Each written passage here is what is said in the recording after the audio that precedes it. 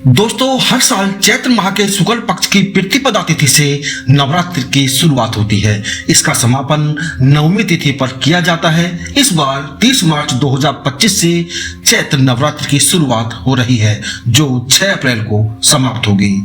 ये 9 दिन माँ दुर्गा के 9 स्वरूपों की भव्य पूजा के लिए समर्पित हैं। इस अवधि में इनकी उपासना करने से साधक की सभी समस्याएं समाप्त होती हैं, साथ ही माँ दुर्गा की विशेष कृपा भी प्राप्त होती है।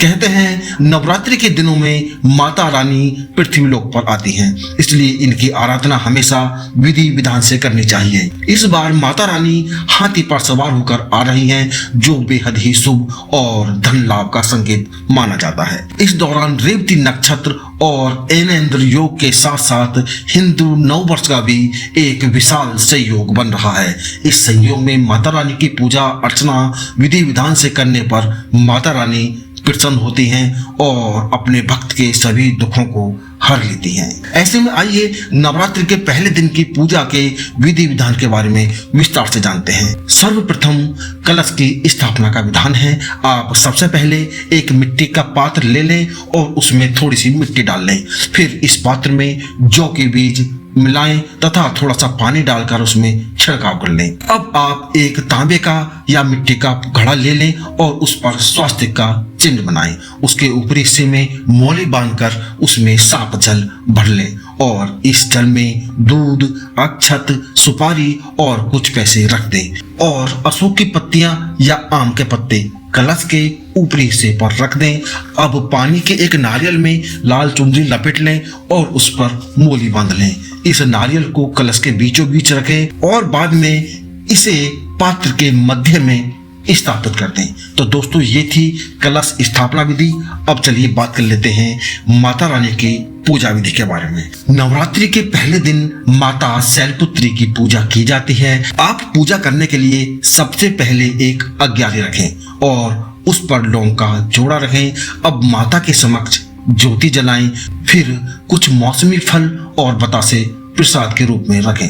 अब कुमकुम, हल्दी, सफेद चंदन, अक्षत और सिंदूर माता रानी को अर्पित करें। इसके अलावा आप पान, सुपारी, लौंग, नारियल तथा 16 श्रृंगार का सामान भी माता रानी पर चढ़ा सकते हैं। नवरात्रि के पहले दिन देवी को सफेद रंग का पुष्प अवश्य अर्पित करें। फिर दुर्गा सप्तशती का पाठ करें। अब माँ शैलपुत्री के बीज मंत्रों का भी आपको जाप करना है और आरती करना आरंभ कर देना है। अंत में माता रानी की आरती करते हुए आपके द्वारा जो भी गलती हुई है उनकी माता रानी से क्षमा प्रार्थना करें। चलिए मित्रों, अब बात कर लेते हैं कलश स्थापना के शुभ मुहूर्त के बारे में। तो दोस्तों, कलश स्थापना के 2 शुभ मुहूर्त निकले हैं। पहला शुभ मुहूर्त है प्रातः 6:15 से प्रातः 7:22 तक और दूसरा शुभ मुहूर्त है प्रातः 11:46 से दोपहर 12:33। अब दोस्तों, यहाँ पे बात कर लेते हैं कलश स्थापना के लिए उसमें लगने वाली सामग्री की। तो सामग्री में मिट्टी या तांबे का घड़ा, मिट्टी का एक ढक्कन, कलावा, जटा वाला नारियल, जल, गंगा जल, लाल रंग का कपड़ा, एक मिट्टी का दीपक, मोली और थोड़ा सा अक्षत और हल्दी की आपको आवश्यकता पड़ेगी।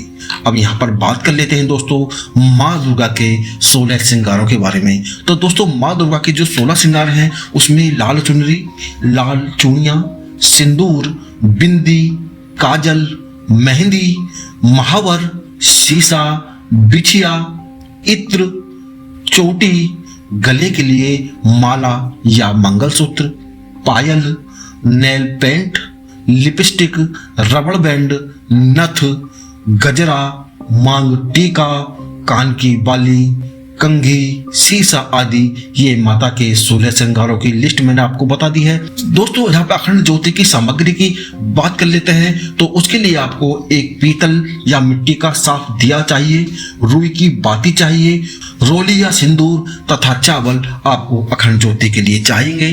चैत्र नवरात्र के प्रथम नवरात्र में माँ शैलपुत्री की पूजा के विधि विधान के बारे में मैंने आपको अपने इस वीडियो में बताया है। दोस्तों, ऐसी ही वीडियो देखने के लिए चैनल को सब्सक्राइब कर लें और वीडियो को लाइक करके कम से कम अपने 3 दोस्तों को शेयर कर दें और कमेंट बॉक्स में जय माता दी लिखना बिल्कुल ना भूलें। चलिए दोस्तों, जय माता दी।